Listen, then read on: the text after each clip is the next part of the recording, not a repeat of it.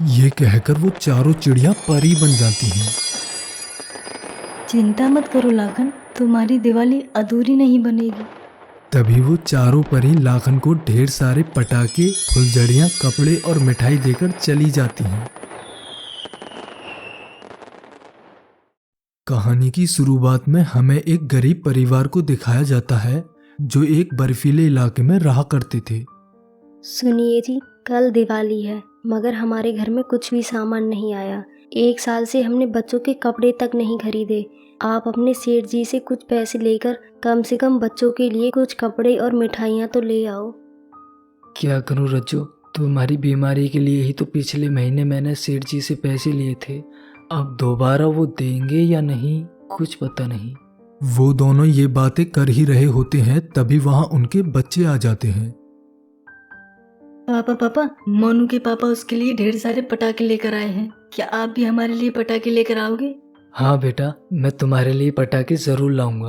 और पापा मेरे लिए कपड़े भी। ठीक है बेटा, मैं अभी बाजार जा रहा हूँ, आप दोनों अंदर जाके खाना खा लो। ठीक है पापा। मैं सेठ जी से बात करके देखता हूँ, शायद वो मुझे पैसे दे दे। तभी लाखन सेठ जी के पास पैसे मांगने चला जाता है। सेठ जी, कल दिवाली है मगर मेरे घर में कुछ भी सामान नहीं आया। आप मुझे कुछ पैसे उधार दे देंगे तो बहुत मेहरबानी होगी। लाखन, मुझे लगता है तेरी आदत खराब हो गई है। मैंने तुझे पिछले महीने ही पैसे दिए थे, तू अब फिर मांग रहा है। पैसे पेड़ पर नहीं उगते, ठीक है ना? चुपचाप काम कर, ऐसा ना हो कि मैं तुझे काम से ही निकाल दूं। सेठ जी लाखन को धमकाकर भगा देता है। वो बहुत दुखी होता है, उसका तो घर जाने का भी मन नहीं कर रहा था। हे भगवान, मैं बच्चों से वादा करके आया था कि उनके लिए सामान लेकर आऊंगा। अब खाली हाथ उनके सामने कैसे जाऊं? लाखन को वहां बैठे हुए शाम हो जाती है और वो हार कर घर की तरफ चला आता है। इधर टूना और टूनी घर के बाहर बैठकर अपने पिता का इंतजार कर रहे थे। तभी लाखन घर आ जाता है। क्या हुआ पापा, आप खाली हाथ क्यों आए हो? हमारे पटाखे कहाँ हैं? बेटा, मुझे माफ कर दो, मैं तुम्हारे लिए कुछ भी नहीं ला पाया क्योंकि मेरे पास पैसे ही नहीं हैं। पापा आप हमेशा झूठ बोलते हो, कभी हमारे लिए कुछ नहीं लेकर आते। मेरे सभी दोस्तों के पापा कितने अच्छे हैं, वो उनके लिए ढेर सारे पटाखे लेकर आए हैं। मगर आप बहुत बुरे हो पापा, मैं कभी आपसे बात नहीं करूंगा। ये कहकर टूना वहां से चला जाता है। टूनी उसे समझाने के लिए उसके पीछे जाती है।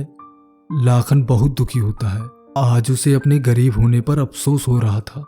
सुनिए जी, आप उसकी बात का बुरा मत मानिए, वो बच्चा है अभी। रज्जो, जो पिता बचपन में अपने बच्चों की ख्वाहिश पूरी नहीं कर पाता ना, वो पिता कहलवाने के लायक नहीं है। टुन्ना, तुम्हें पापा से ऐसे बातें नहीं करनी चाहिए थी। पता है, हमसे ज्यादा दुखी तो वो हैं। तुमने देखा नहीं, उन्होंने हमसे कहा था कि वो हमारे लिए कपड़े और पटाखे लेकर आएंगे, मगर वो कुछ भी लेकर नहीं आए। उन्होंने हमसे झूठ क्यों बोला? उन्होंने हमसे कोई झूठ नहीं बोला, बस उनके पास पैसे नहीं हैं। हमें अपनी खुशी के लिए उन्हें दुखी नहीं करना चाहिए। तुम अभी चलो और पापा से माफी मांगो। ठीक है। वो दोनों घर वापस आ जाते हैं। टूना को अपनी गलती का एहसास हो गया था तो वो अपने पिता से माफी मांगने लगता है। पापा मुझे माफ कर दो, मैं कभी आपसे ऐसी बात नहीं करूंगा। मुझे कोई पटाखे नहीं चाहिए। कोई बात नहीं बेटा, चलो अंदर चलो, बाहर बहुत ठंड है। अगली सुबह सभी पक्षी दिवाली की खुशियां मना रहे थे और यहाँ लाखन अपने काम पर चला जाता है। इधर टूना और टूनी मुंह लटकाए हुए सब बच्चों को पटाखे जलाते हुए देख रहे थे। कहीं ना कहीं वो दोनों बहुत दुखी थे, मगर वो अब कर ही क्या सकते थे। इधर जब शाम को लाखन काम खत्म करके घर वापस आ रहा था तो उसे रास्ते में कुछ पक्षी रोते हुए दिखते हैं। क्या हुआ, आप सब रो क्यों रहे हो? क्या करें साहब, हमें बहुत तेज भूख लग रही है और हमारा खाना कुछ कौए छीन कर ले गए। क्या आप हमें कुछ खाना दे सकते हैं? हमारे बच्चे घर भूखे बैठे हैं। लाखन उन्हें मना तो करना चाहता था मगर उनकी हालत देखकर उसे उन पर तरस आ गया और वो उन्हें घर ले आया। ये कौन है जी? ये सब बहुत भूखे हैं रज्जो, कुछ कौए इनका खाना छीन कर ले गए। घर में कुछ खाना हो तो तुम इन्हें दे दो। आपने सही किया जी, हम गरीब हैं मगर इतने भी नहीं कि किसी भूखे को खाना न दे सकें। तभी वो घर का सारा खाना उन चारों को दे देते हैं। आप दोनों का दिल बहुत अच्छा है। इतनी मुसीबत आने के बाद भी आपने अपना सारा खाना हमें दे दिया।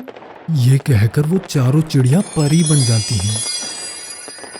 चिंता मत करो लाखन, तुम्हारी दिवाली अधूरी नहीं बनेगी। तभी वो चारों परी लाखन को ढेर सारे पटाखे, फुलझड़ियाँ, कपड़े और मिठाई देकर चली जाती हैं।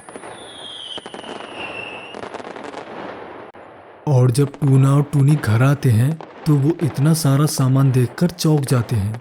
पापा, ये सब आप कहाँ से लेकर आए? बेटा कुछ परियां हमारे घर आई थी, वही तुम्हारे लिए ये सब देकर गई हैं। पापा, आप सच बोल रहे हो? हमारे घर परियां आई थी? हाँ बेटा। अब कहाँ है वो? मुझे उन्हें देखना है पापा। बेटा ऊपर आसमान में। तभी वो आसमान की तरफ देखते हैं तो वहाँ बहुत सारी परियां आ जाती हैं। ये देखकर वो बहुत खुश होते हैं। इस तरह उन परियों के आशीर्वाद से उनकी जिंदगी खुशियों से भर जाती है।